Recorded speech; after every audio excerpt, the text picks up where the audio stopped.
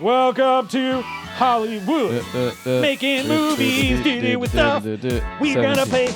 Get some Welcome money, to Book Club for Movies, doing it everybody, for the time week of movies. October Yeah, 17th. I'm Ryan Miller, and the innkeeper, the singing innkeeper himself, Matt Amber. Here we go, yeah! Man, you got your intro out of the way early that time. Me, and you, and everybody else on Book Club for Movies, where we watch one movie a week. How does it go? You've also done it. No, wait, hold on. You'll have to redo all that because there's a thing. It's in my head now, and if I don't get it out, I gotta remember. The farther we get from it, it's the me and you and me, the two of us together. And scene. Yeah, it's beautiful. Thank you. The immortal bard himself, Elton John. Yeah, if you watch a movie, find us on Facebook and Twitter. Any movie, just watch a movie and find us. Yeah, like in a threatening way. That's what I meant. Yeah. Come at us with weaponry. Mm-hmm. Remember, people say don't at me? Yeah, at us. Us, yeah. About the movie you've watched, especially if it's the one we've watched this week. And then you can email us at podcast@bookclubformovies.com or go to Patreon and angrily give us money there also, or insultingly give us money. Yeah, it's patronizingly even. It is so insulting when you give us money. Can't stand it. We can't stand it because then we keep I doing went Singing in the Rain real quick. We keep doing can't this. Stand it. We're gonna be classic all the time from now on out. And that's the caliber of movie talk you're going to get for your extra $1 on Patreon. If you submit $1, if just $1, I will go have Ryan come back to this episode and add in a sound effect of a gun right there where he said caliber. Boom boom. I looked it up. You actually cannot pledge less than the minimum of any campaign. So it would need to be $2 a month minimum, unless we finally lower that to $1 a month. Never. I don't believe in it. There's two of us. We each need $1. We are worth more than 50 cents. Whoa. Scale it back. I refuse. I refuse on Book Club for Movies. Well, scale it forward for this week's movie. I'm doing it. The Innkeepers, Matt, the third Octoberween, right behind the other two that we did the previously. We're all going to the World's Fair. Now I can't tell if it's a bit that I don't remember. I don't either. Do you remember what last week's movie was? Hold on. I mean, if I took enough time, I could even just open the webpage. Glorious, right? And this week, it's The Innkeepers, coming at you in an hour and 41 minutes, written and directed by Ty West, starring Sarah Paxton, Pat Healy, Kelly McGillis, and Allison Bartlett. Here is your Book Club for Movies synopsis for The Innkeepers with Kelly McGillis. Two ghost hunters, convinced their hotel is haunted, spend the inn's final weekend trying to prove it. Ooh, almost as good as all of the background I have for this film. Did you know it was shot in 17 days at the actual Yankee Peddler Inn in Torrington, Connecticut? I did not. Well, that's fine. There you go. That's more good. You know. Now I know, and knowing is half the battle. Mm-hmm. Speaking of which, where did you hear about this originally? I see, if I had to guess, it has some of the same roots as We're All Going to the World's Fair. I think it also premiered at South by Southwest, toured the festival circuit, it appears. Did you hear about it then? Or is this something that came about later as Ty West, as we have spoken about, has risen in the ranks, it seems, lately?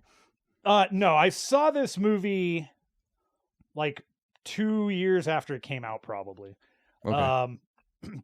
And his name, so I found him, actually, I guess it would have been less than that, because I had already found him for House of the Devil, which I greatly enjoyed. I've talked about that. And then is that pre-Innkeepers? Yeah, that's like 2-3 years before the Innkeepers. Okay. Gotcha. But then he also did the ABCs of Death and VHS. He did segments for those, which had me come back again to the Innkeepers. And then, I've I've followed him pretty much since I saw The House of the Devil. So. Okay, gotcha. Yeah, one of the additional reasons to love anthology films is because who directed that one, and then you go look up all of his other stuff, right? So cool. Right. I really, really, really, really love anthology films. The ABCs of Death are just so much fun. I haven't seen those specifically, no, but just in general. Whatever. Yeah. I just like anthology films. I'm a huge fan. I do. I like them. Yeah, ever since how many rooms was it? 4 of them. Oh my gosh, 4 of them, 4 rooms. There were 4 of them. Really? Was that? It feels like there was more now. No, it was 4. All right, that was the VHS that got passed around my friend circle when I was Quentin Tarantino's. Yeah. It was a whole thing, and I'm trying. Robert Rodriguez, right? Robert Rodriguez did one. It was a huge. I remember it being a big deal because it came out after Pulp Fiction, and everybody was super surprised. I don't remember why. Did Tarantino direct one, or was he just in one? I remember both, maybe. Tim Roth is the main. Right. He's the bellhop. That is what ties them together. But I remember Antonio Banderas is in That's one. right. Okay. So check that out, I guess. I don't know. It's been again since high school since I've seen it. But it's great. The Innkeepers I had never seen before. And it is not an anthology. No, it's not. Yes, also. But quite good, I'll say. Rather good. I'm assuming you already like it. You didn't bring one to the table that you thought was bad. I try not to, but I think it's good. Sometimes I think it's quite good. That's excellent. I'm glad that you enjoyed it. Show over. Kelly McGillis. She is really good, man. She's really great, good right? in this. And she must have been in stuff. Why don't I IMDb it? In fact, just between Top Gun and this, right? Certainly. No. She did Top Gun, wrote that, and then was like, you know what? I want to do this tiny little indie film that's never going to make me any money. Took a break. Yep. I'm going to get paid SAG minimum to do this. Wherein she also plays a retired actress, or I get and I'm not saying Kelly McGillis is washed up in any ways, but you get the feeling that that's maybe what they're going for a little bit in this movie. Yeah, which is why she's into she's seemingly into the crystals and the spiritual stuff, right? Yeah, she's in town for a convention that they assumed was like an actor convention of some sort or something, but she's like, no, it's actually like a spiritual seminar thing or something. Because she was on a show in the world this movie exists in. She was on a show similar to other people in life, I guess. I don't know where I was going with that. She was in a show that that the 2 innkeepers. Sarah Paxton and Pat Healy are the names of the real people. Mm-hmm. They are fans. Character names are Claire and Luke. But yes, within that world, she was famous for being on a show as an actress. Does a great job within this actual movie. Actually, you know what? Everybody does really it's one of those things where I don't really get the feeling that any of them are acting necessarily, like they all just seem completely and wholly those people and characters. Like there's no moments of, well, that didn't really land. Even Sarah Paxton, whose character is very kind of naive and just innocent, like very, you think there would be moments, especially if somebody couldn't nail that, where it seems a little insincere, but no, she comes across as completely that person, She does. And it's again, I will say it's I think partially, yes, you're probably right. But you can also go and see her in some other stuff and definitely see she's a good actor. Like that's just that. She's just a good actor. And Pat Healy, dude, he is totally a genre dude that pops up in all sorts of weird things here and there. And I love him to death. He was in this, there's a couple of movies he was in that were just fantastic. One is called Cheap Thrills with I see that, yeah. David Koechner. Super twisted movie. Really. Actually, is that almost looks like Sarah Paxton in it. Oh, I think it also is. Yeah, she might be. Yeah, she's in that one too, yeah. Ethan Embry, yeah. And Ethan Embry, yeah. That movie is twisted and great. super fun. And he's also in there was another movie, Carnage Park. Really enjoyed Carnage Park. He was that was a weird creepy movie. But yeah, really enjoyed the way they portray these characters. Does definitely fit the bill, and it feels real throughout. It never feels like you're watching people act, for sure. Nope. Agreed. Yep. Really good. The story also didn't have any real issue with. It's not concerned with twists necessarily. It's not concerned with like an overcomplicated plot or like a long backstory, because it's about a haunted hotel or inn, if you will. And I will.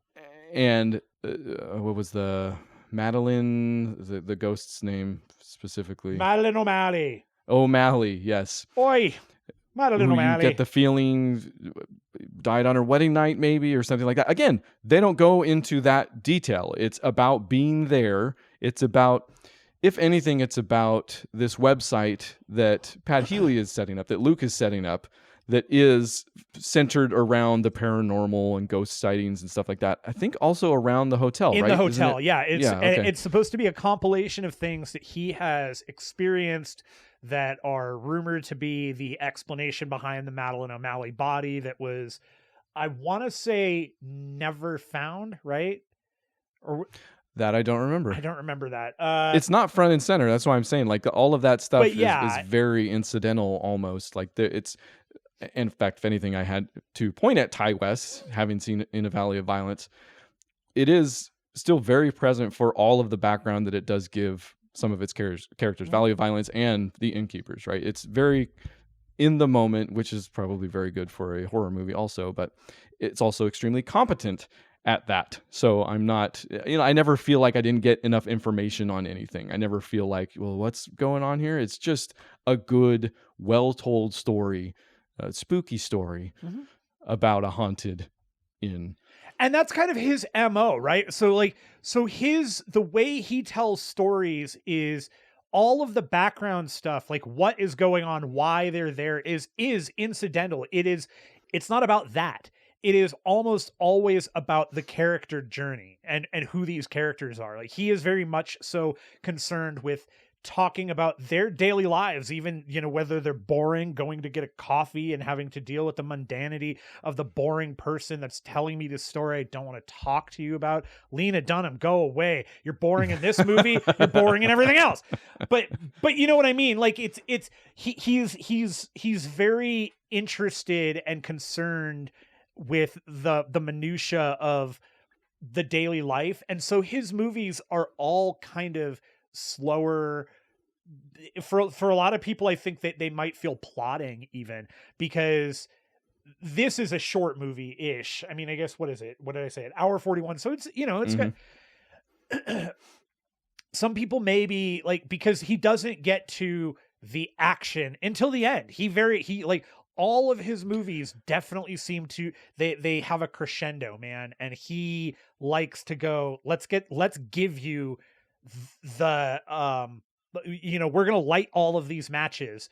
And when you get to the end of this movie, I'm going to blow it up and hopefully you love it, And this one, I wouldn't even say it's a very big explosion at the end, No, like, it does take a while, in that I think the first, where she's sitting up in bed and then the ghost sits up behind. We're going to spoil this movie, by the way, but still good and atmospheric, whatever, go watch it. Yeah. But that image where Madeline O'Malley gets up in bed next to her under the sheet, and then the sheet comes off. We don't see that until, I want to say, well past the middle, but maybe it's like 5-10 minutes past the middle of the movie. So everything leading up to that is, yeah. But yeah, he again, he's building the tension. I have slow burn in my notes, but it doesn't feel even like a slow burn, as I feel like that's traditionally referenced. I don't know if I can quantify that, but no, I know what you mean. I kind of feel like, so in this movie, I feel like that while things don't happen for a long time, it's not plotting to me. We're getting all of this information about them, and it's building out this story and their little world, because one of the things that they do get across is we're supposed to accept that these two people know each other, have been working together for a long time. They are friends. And man, the movie nails that. And both Healy and Paxton, like the way they communicate and the way they play off each other, it feels like they do know each other and that they are playing and having fun. Their dynamic is very, like, their chemistry, yes, but also just straight up the dynamic as written, very, very good. It's good, and it's those little things, like it's the bell that they're that every time they go upstairs. So maybe we should talk about the plot of this movie a little bit. Yeah. Where okay or not. You're out. No, you obviously can do any of it. Well, the purpose, so the whole general thing is, yes, the Yankee Peddler is going to close. It's the last weekend. Right. There are some incidental people there. There's a mother with her kid that's stuck there because she is leaving her husband, or actually punishing her husband. And that's like a whole side thing for Claire dealing with that person. They don't want to deal with her or her kids. Yeah, she's maybe the most incidental of the entire movie, because the rest of the occupants are Kelly McGillis, who obviously figures in pretty bigly. Right. And then there's the husband of Madeline O'Malley, it seems, that comes back to the hotel, and at the towards the very end. Right. And but yes. So these people are all kind of finishing out the last weekend of the hotel. Half the hotel is shut down. It's all cleaned up. They've only got a handful of rooms left. Like the entire on third the floor has been which kind of comes into play a little bit. But yeah, so they're just finishing out the weekend there, and then that'll be that. And in the process, they are trying to finish out this website and get what they want to prove. They really want that we're going to communicate with Madeline O'Malley. We're going to communicate with a spirit. And one of the things this movie does so great is the way it sets up Kelly McGillis's character by making her sound like she is a washed up TV star. And then she's super into crystals and she's super into energy work and all that. I love that all pays off and that she's totally right at the end. She walks away and she's like, I told you guys, nobody listens to me. Kelly McGillis. Oh, Kelly McGillis over here. Maybe it's because it sounds like Gil. I just went with a Gil. Oh, McGillis over here. Kelly McGill over here, telling you how it is. Yeah, but it all. So their purpose there is simple. It's an easy reason for them to be there. I don't know. That's all. Well, yeah, and I guess I think when I said the dynamic is so good, it is that play between Pat Healy's character, who is older, jaded maybe, but he is the one creating the website. So you get the feeling that he is the one that has always believed or started this whole paranormal thing. Right. And Sarah Paxton's character might have been along for the ride maybe at first, but now has obviously it's that dynamic where the one person has been doing this for so long and the other person who hasn't is a true believer, because she doesn't or hasn't been doing it for that long, right? So there's always that line where you never quite know if Pat Healy's character truly believes or if he did it once, like where he's at this point. Yeah. And that does pay off towards the end. We do get an answer to that question. But that dynamic between them is great. It's always fun to watch, and it's totally nailed here, writing and visually and all the above. Yeah. And I guess maybe the only other thing I think I'll mention here is I really love the simple look of this movie. It's very nice. It's very simple. The camera stays out of the way.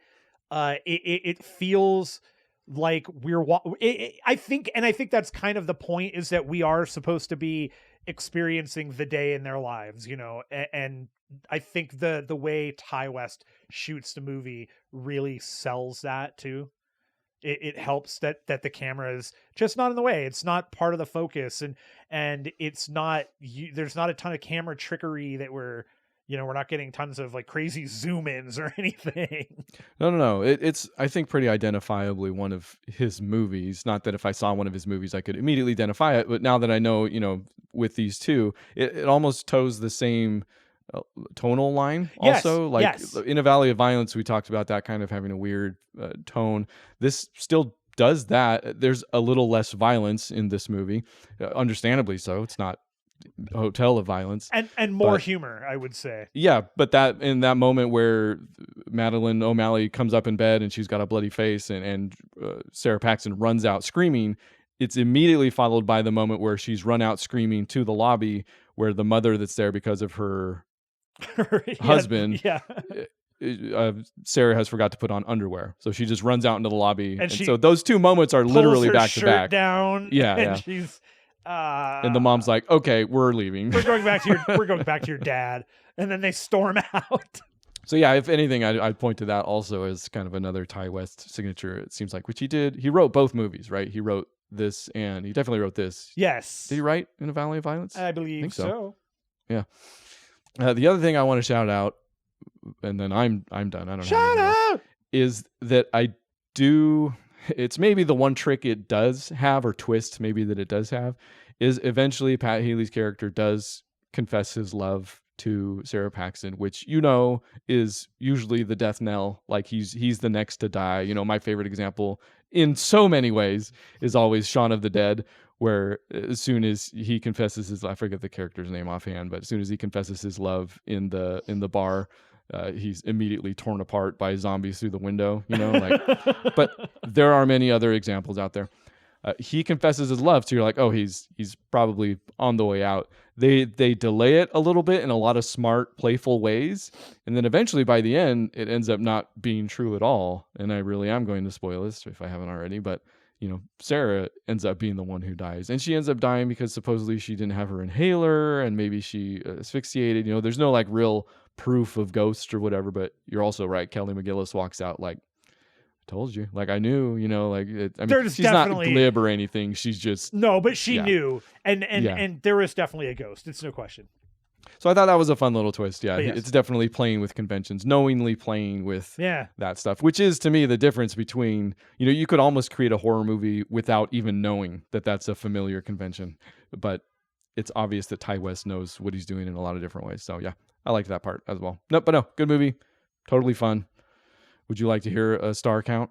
I would love one. Well, then 29 stars. Out of 4.3. Oh! Screwing up numbers. I don't know if I've said the name Octoberween yet, but that's what this is and has been for these 3 movies here in the month of October. If you've got some wieners, let us know. Wow. All right. On Facebook or Twitter, or again, podcast at bookclubformovies.com. Matt, since you're all over this type of stuff, I imagine you have next week's already chosen. The last one? What are we looking at? It is. It will be our last wiener of 2022. Right. The final wiener you can watch. The final wiener. What do you got? It's going to be a new film. It's popped up on their Shudder. So you can go ahead and get a free trial there or log in or whatever. The movie is called Deadstream. And yes, it is another found footage movie. But we're going to watch it, and we're going to find the footage that it shows and see how much we like the footage, and if we can find it. Boy, can I tell you how much I love all of these Shudder original posters, whoever's doing that work. They're so like 80s to 90s horror, VHS shelf. Extremely evocative, yes. Yeah. Deadstream, yes. Streaming on... Never heard of it, surprisingly. No, nobody has. I hadn't either. It's a newer film and was recommended to me. I have not seen it yet, so this is going to be a new watch. Oh, okay. Yeah, all right, baby! Cool. Yeah. I feel like we're almost in the middle of some sort of found footage discussion after the Blair Witch. Oh, I'm going to re-release that Blair Witch thing we did with my daughter last Octoberween, so keep an eye out for that. So there will technically be like 5, kind of, especially if you're not a patron, you'll get to hear some of that as if never before. Some wiener stuff, yeah. And 5 wieners. We'll have the, speaking of Patreon stuff, we will have the episode with Beth talking about her opinions on the August episodes coming up very soon. Should be hopefully out before next week. Can't wait. I'm looking forward to that episode quite. Yes. And I by the way, I've been holding on to this to say on the public radio here and on RPR, Ryan Public Radio. This is your just don't ever call me that. I am never ever going to listen to Candy talk about a movie that I've recommended again. We should just keep this going. Yeah. Do we have a response cast to that? So you listen. Yes. By the way, my discussion with my wife and daughter about August is up in the Patreon if you want to look at it. Yeah, I give your daughter a pass for being young and stupid, but I can't remember what they said that's so inflammatory. She gave it a 3 out of 10 or something, or maybe it was a 2 out of 5. I don't know. It wasn't great. Maybe the most eye-opening part of that, yes, is realizing how very different my wife's taste in movies truly is. Which, to be fair, Beth did not. I would say that movie was probably not something she'll ever want to watch again. Whereas I'm like, oh, I want to watch it again. Yeah, she's which movie are we talking about? Even right? Umbrellas of Cherbourg. Come on. Okay. Oh yes, that was also the most surprising. I thought for sure that was a shoo-in. Actually, yeah. I'm total loser. I am the loser of August. Everybody else did better. She's like, oh, Matt's movie was stupid and bad, and I didn't like it. But your movie had the most beautiful thing that's ever happened, and it just heart warms me. I kind of already knew she loved that movie. Whatever. But also, not the most shocking statement she made. She I feel like pretty flatly accused us of not enjoying love at all, or I forget how she put it. But I hate love when it comes to maybe that might have been it. When it comes to Age of Adeline. What a dumb idiot movie. Oh, so subscribe to the Patreon, get that episode. It really was a ton of fun. In fact, I'll say this: I try not to mix my peanut butter and chocolate here, but I love that. It was kind of fun talking to her about movies. I think it would be fun to do that again in the future. But also, I think for my other project, Ryan Runs, we're probably going to do some weekly to bi-weekly or bi-monthly, I guess it would be, podcasts. So nice. If that sounded interesting or entertaining, there might be more of it soon. Excellent. Come back next week for Deadstream. It's going to be amazing. I bet. We'll find out. We're going to find out. Actually, stoked you haven't seen it. Yeah. This will be really fun. Yeah. I wanted to pick one I did not know about. All right. I have 2 for the rest of the show here. Okay. You've seen both of them, so I'll just give you a choice. Do you want to talk about Werewolf by Night? Yes. Or I'm going to talk about both of them, but which one do you want to talk about first? Werewolf by Night or The Black Phone? Yes. Okay. I'm going to go with Werewolf by Night. Yes. You said that. You encouraged me to watch this weeks ago, and it was funny. The more we delayed recording that week, I was like, oh, I might have time to watch Werewolf by Night then. And I said that 3 times until it became a joke, and I didn't watch it. So we did finally finish it. Werewolf by Night is a ton of freaking fun. So good, man. It's really fun. It's a one-off thing on Disney Plus if you've never heard of it, which describes me up until maybe the week before it came out. You dropped that it was going to exist, and then it actually existed within that short time frame. Okay. Yeah. That's what I do. I look, I've got a vision board and Werewolf by Night is on it. It is. I think. Yeah. If you had to pick one book, so part of the reason it was exciting is because I've read some of Werewolf by Night recently in the lead up to whatever we record about Moon Knight. The Moon Knight. Because Moon Knight's first appearance was in Werewolf by Night, 30 something, I think 32, 33, something like that. I don't know. But it's also because Doug Mensch, who created Moon Knight, but we've also spoken about when it comes to Shang-Chi and stuff like that, he was basically relegated to most of Marvel's, which might not have even been entirely Marvel at the time. It might have been the Curtis imprint or some stuff like that. But Doug Mensch was relegated to all of those quote-unquote horror books. Again, Marvel versions of them, because Tales from the Crypt and all those other ones were really big. The Marvel version, a little toned down, you might say, compared to the rest. I have said it before. Yeah. But Werewolf by Night was one of those. So I was to hear they were actually making something out of it. I was like, that's amazing. That's totally cool. And they nailed it. It's a one-off. Also, I at this point, anyways, I could see them going back. I don't know if they have announcements again. You appear to be more up on that than I do, but I love what they did with the whole. In a million years, Matt, I'll tell you what, I never thought I would see Man Thing on the freaking screen, any screen. So cool, and it was the perfect way to show him and use him and all that. Loved it, yeah. And I'm big fan of Elsa. Huge. I want Elsa to be in more stuff. Elsa Bloodstone. She's such. I did recognize her, but I couldn't tell you what else. She is such an interesting and fun vampire hunter, monster hunter character that. Oh, the character Elsa Bloodstone, right? Yes, of course. I was like, the actor. Where else has she been in? But wish her name is Laura Donnelly. Yeah, I loved it. The look of that. Michael, what's his name? Giancarlo. I don't remember the director. No, that's the guy from like going Sopranos Better Call or Saul. something. Yeah, Michael Giacchino. The composer. Has he directed something else? No, this is his first movie. He's a composer and a writer. He wrote all the music for like Doctor Strange and a bunch of stuff like that. Up, Ratatouille. Yeah, Star Trek. The dude knows Rogue how to One. make. The dude knows how to make you cry, and now he knows how to visually make you squeal with delight. I kind of like that actually, because Werewolf by Night is. I mean, it's popcorn. Don't get me wrong. It's not a Disney product, but there is a sort of rhythm and musicality to it. To the imagery, I would say even. Yeah, no, it's black and white. The bloodstone is red, so I do really love that as well. Mm-hmm. I saw you talking about this. In fact, is there some uproar about the coffee and cigarette stains or the effects of coffee and cigarette stains on the movie at all? Are people upset about that? No, I was just saying I liked it. I thought it was great. Okay, yeah, that they purposefully made the film look like a purposeful reproduction of a 30s or 40s kind of monster movie, and it's amazing. It looks awesome, and all of the camp they went for, I think, totally lands. It's so good. In fact, it might be my favorite part, certainly of the beginning, because they have this whole sequence where there's a dead body that's like puppeted up, he's all strung up and moving mechanically. And it's so it's his great murder. And the movie is it's 56 minutes long, so it's barely a movie. But it's a murder mystery.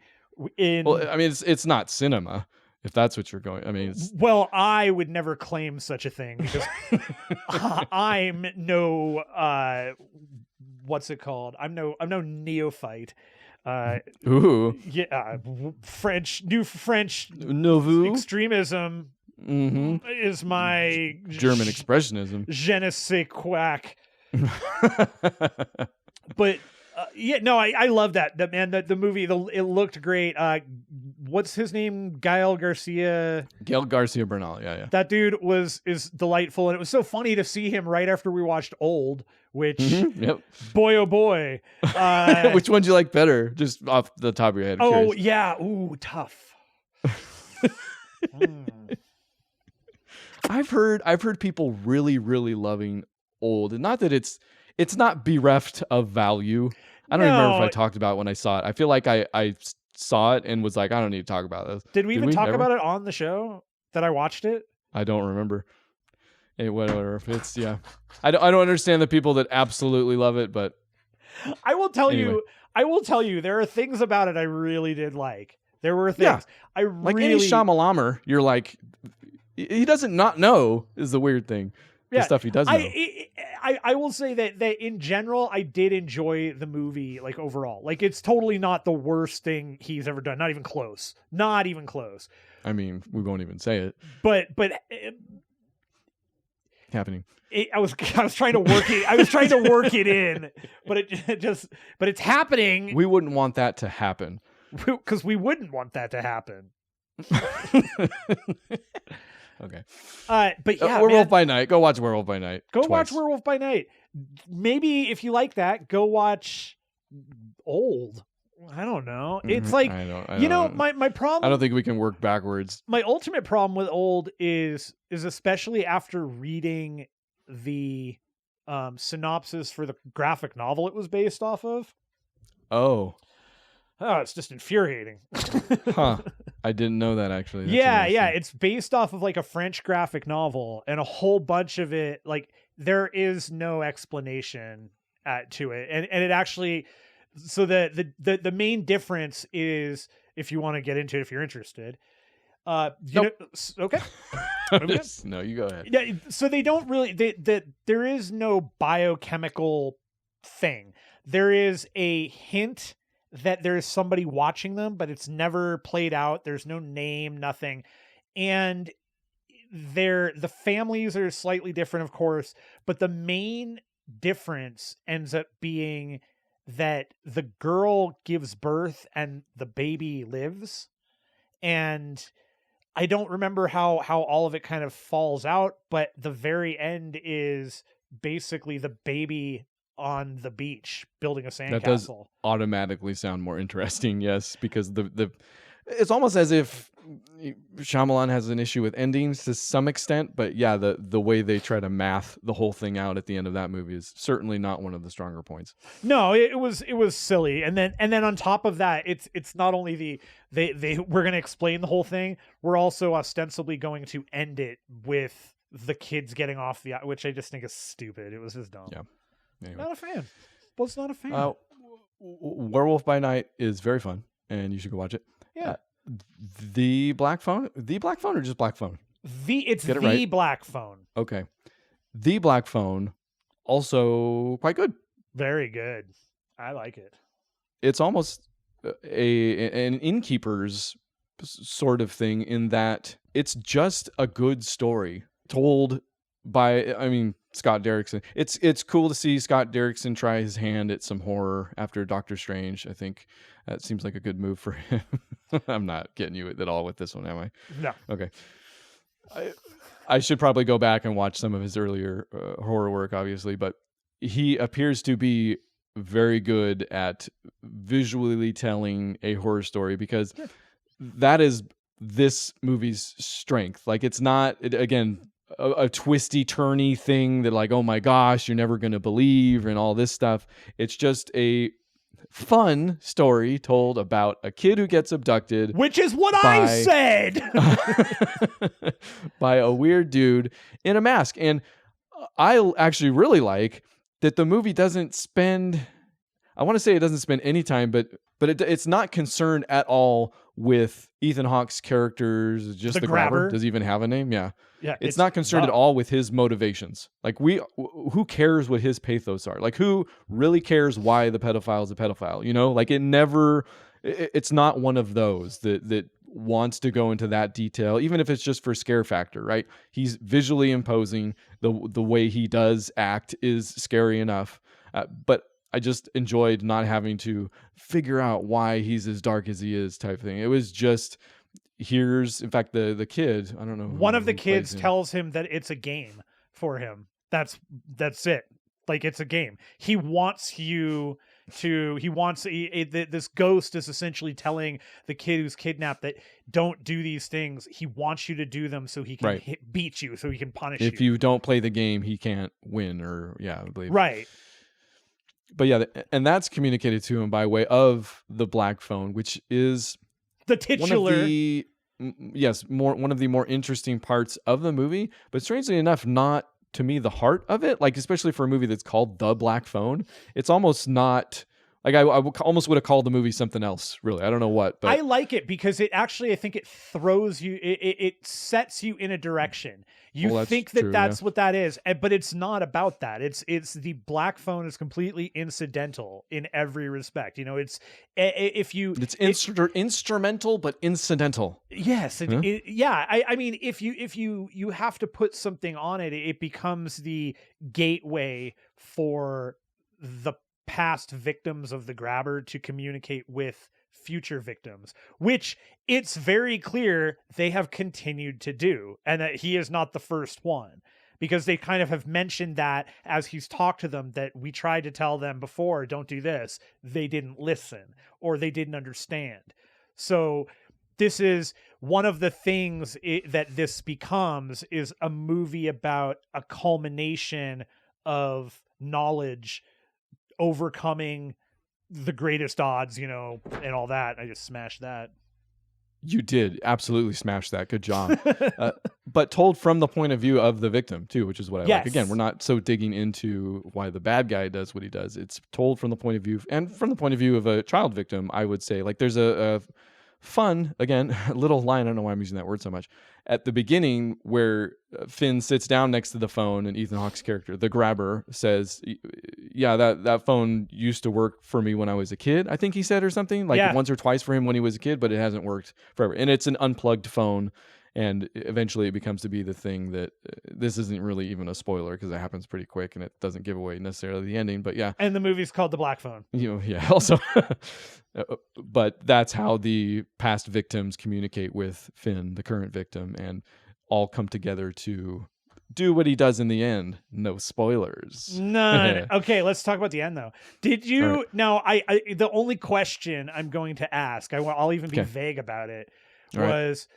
When the resolution comes up and we have the convergence is kind of occurring, you know, Did you see that coming? The whole property thing and the brother, because boy, I got to tell you, I really did not. Really? Are you speaking? We were going to flat out spoil this just so I know what he's talking about. I did not realize that. I did not think the brother I didn't think he was the brother and that he was in the house. Like, I just did not think that he was the grabber and the one guy were related. I did not think that at all. So I thought he was just some crazy guy that was going to cause something later on. I thought that guy, the brother, was going to be a trigger for something. And I mean, he is, but I didn't know it was going to be, they were in the house and it was all downstairs and the brother didn't know. Like, I didn't. Yeah, so you actually missed a key shot. You might have blinked, I guess, or turned your head for a second because it doesn't last very long. When the cops first go to the brother's house and he's this coked out dude. In fact, it's Ransom, actually, from In a Valley of Violence. Right. But when the cops go to his house and he's all coked out and he's got his own map with the lines. And he's like, I know where the grabber is. Like, look at all this stuff. If you guys need help. It's a great scene. Like, that character is pretty darn fun. But right after that, the camera literally pans down through the floor to where Finn is. So it shows you that he's in the basement of that guy's house right then and there. The first time we meet the brother. I guess, so maybe I picked that up, but whatever it was, I did not pick up that he was related, like that they were brothers. Like and he mentions his brother at some point during his conversation with the policeman. But yeah, the only maybe twist there is that his brother lives across the street where he buries the kids, and he actually keeps the kids in the basement of his brother's house. So yeah, the part I thought you were talking about is where his brother finally discovers Finn, but the grabber just puts an axe in his head right as he discovers him, because the brother is still coked out, and he's like, you want to know how I found you? And Finn's like, no, let's go. Just go? Yeah. Which, by the way, I also loved that the whole no, let's get out of here. The kid was right on. Like, I need to go. I don't care about any of this. Well, so let me ask you about this. This is maybe the only thing that was a little incongruous, maybe. All right, let me fix it for you. If I could be so brave. Yes, tell Daddy what the problem is, and Daddy will fix it. We know I do it. Because Finn is he's not an assertive child. No. He gets bullied and beat up, although he does have some protectors. But mostly his awesome sister, who, by the way, that relationship rules. Just so good. Yep. 1,000,000%. Also, that actor rules. She was great. Madeline McGraw. Yeah, she's great. Yeah. But so Finn is kind of that kid, but from the moment he gets abducted, he's kind of a different kid. Like, he doesn't really break down all that much. He is very assertive, at least verbally, to the grabber.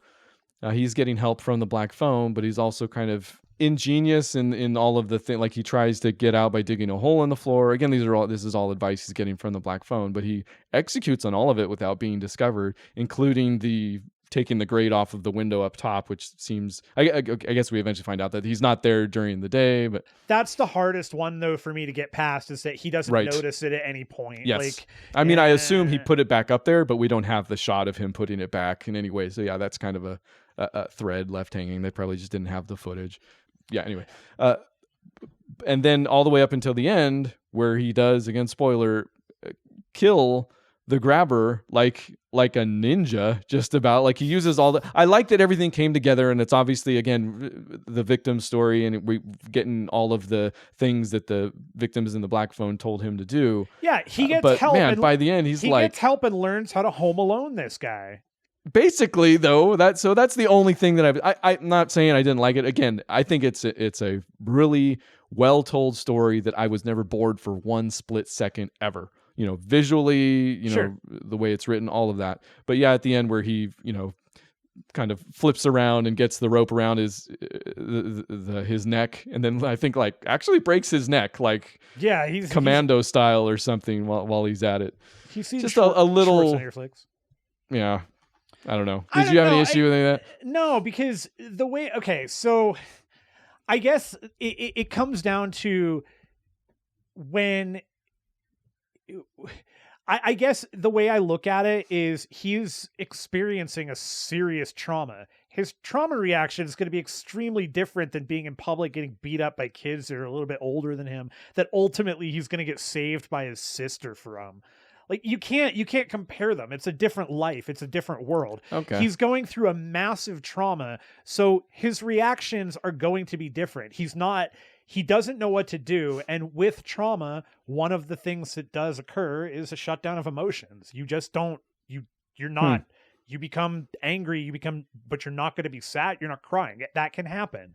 So it doesn't surprise me that he's going through that and he's reacting, because the kid is supposed to be a bit of a realist, right? So he recognizes, I'm going to get killed. That does fit. Yeah. What's the point?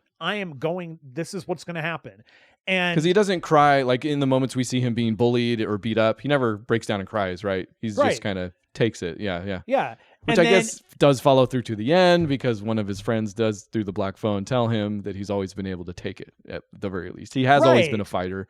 It's just not because he hasn't thrown punches, but because he's been able to take it. It's just in a different way.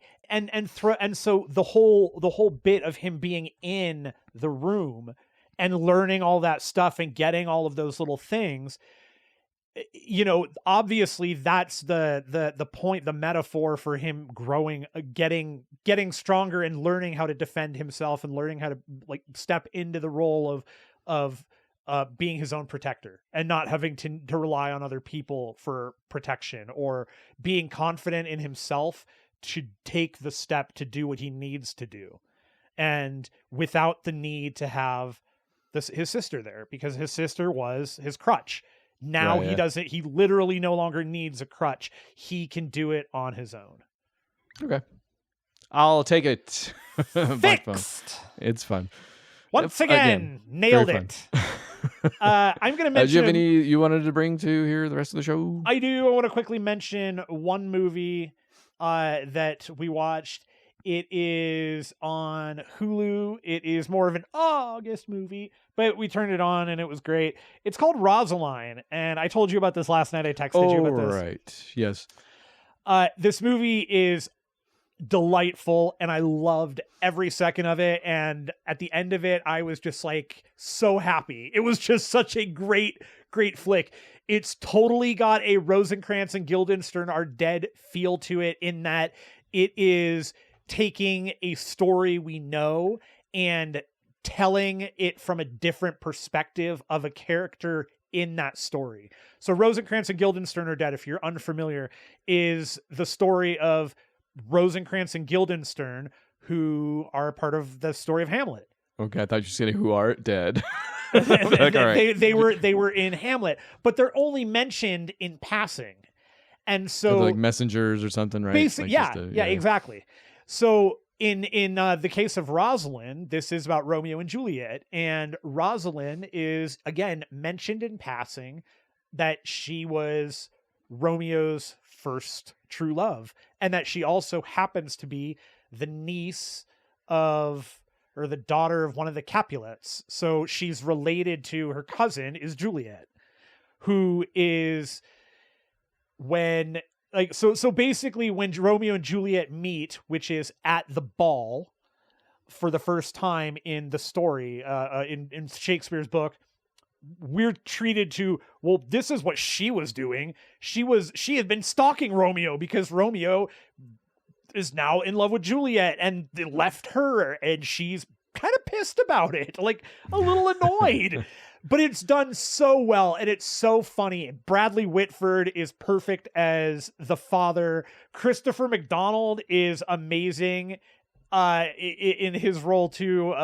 Everybody that shows up, the guy who plays Romeo, they decide to play Romeo off more like an idiot, which is perfect because Romeo is not smart. So they're very much like Romeo's kind of a dingus. And the movie totally plays off of the story, and everything kind of fits together, and how they decide to work it in and everything. And it's pretty brilliant. And it's all done with modern dialogue. There are bits of Shakespearean stuff like sprinkled, but it's very, very light and usually like as an emphasis. But so good, man. It's so funny and so cute. Candy is going to probably love it. Like, I loved it, and Beth loved it. I mean, you intrigued me yesterday, but now I feel like I might be over the fence on that one. Yeah, you got to watch it. Check it out. It's totally worth it. It's not that, it's like an hour and 30 minutes or something, and everybody in it just great, having fun. It's cute. The costuming, by the way, is outstanding. They went all out on the costuming. Rosaline played by Caitlin. Oh, right. Yes. Also, now I remember Better this. Call Saul. Or not Better Call Saul. Justified. She might be in Better Call Saul. Yeah. Justified. In the second season of Justified, I think she shows up, which might be why you know about it. How far are you along Justified? Yeah. By the way. Also, okay. Something like that. Okay. All right. Excellent. Yeah, I'll definitely check that out. It's good. Candy's gonna love it. It's fun. Any others? You're entitled to at least one more. I will talk about this just to kind of talk about it. I was gonna kind of batting around like whether or not I wanted to write about it, and I don't know. I don't know what to say about it. But George Miller's most recent George Miller, of course, Mad Max. George Miller most recent. I didn't know he had one in the hopper. Yeah. Most recent film, 3,000 Years of Longing, with Idris Elba and what's her name? What's the ancient one's name? Tilda Swinton, where Tilda is she plays a writer, and that really doesn't have anybody to love, and she finds a genie played by Idris Elba. I was gonna say, yeah, he's a genie. Yeah, he's a djinn. What in the world? And so the movie follows her and him as they for X amount of time trying to figure out what her best wish would be, and that's the movie is figuring out what she wishes, and he's ultimately trying to become free. This is either really good or not. Oh no, it's very good. It's a okay. I'm like, George Miller, man. No, gosh. This is the next one's going to be like Babe 4 or something, which I know I don't think there's a Babe 3. That's why it would be. No, George the next like going to 4. His next movie is Furiosa. It's already filming. It's almost done, actually. Yeah, that was what I thought was his next movie. That's the one I have heard of.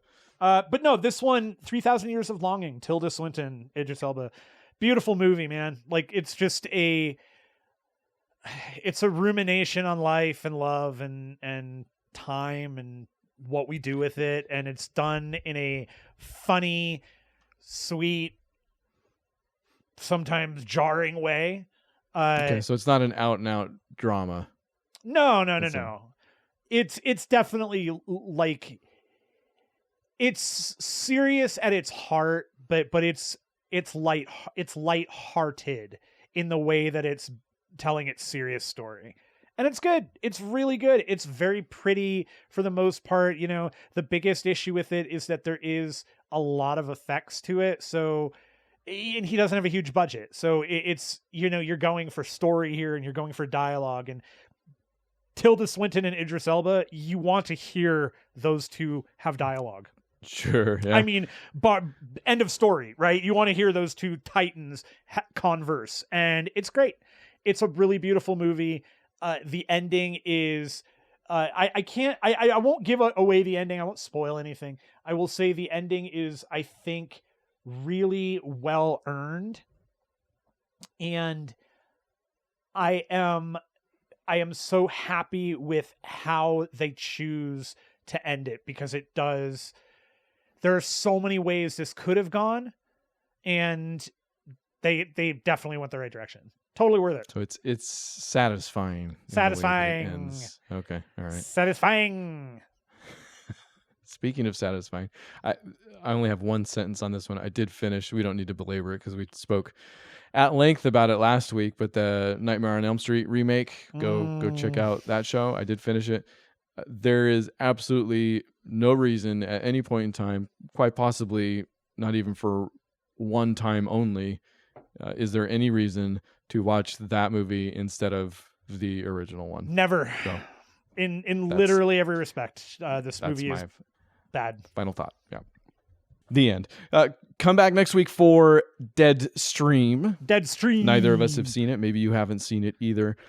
You find us, as always, podcast at bookclubformovies.com, Facebook, Twitter, Patreon, where we appreciate anybody and everyone. But hey, you're not on a Patreon, you're here listening to this, we appreciate you too. It doesn't matter. We make no difference. You might be on YouTube. I've noticed the numbers going up there. So, and if you're on YouTube, again, leave us some question mark or comment.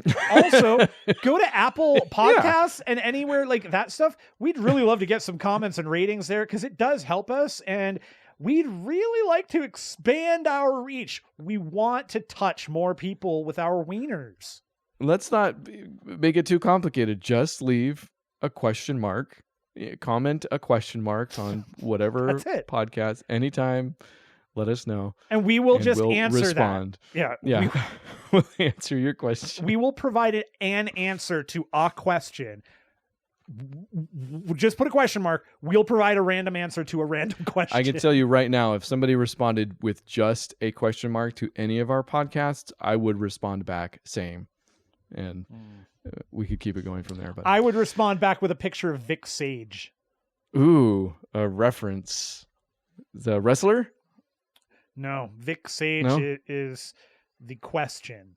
Oh, that's funny. I just unlocked him on DC Legends, but we won't talk about that. Come back next week. It wasn't even an eye roll. It was like an eye explosion. Yeah. But in what way? That's the question that we won't answer. To be fair, or tell you what, I downloaded Multiverses. Do you want to play that with me? Oh no! Everything I see, I mean, maybe, but just with me, it's supposed to be Smash Bros. Right, that's the Warner Brothers. Yeah, I keep hearing it's surprisingly good. Next week on 0 Hit Points. So, thank you as always for everybody all the time. You guys are great. See you next week. Bye. Bye.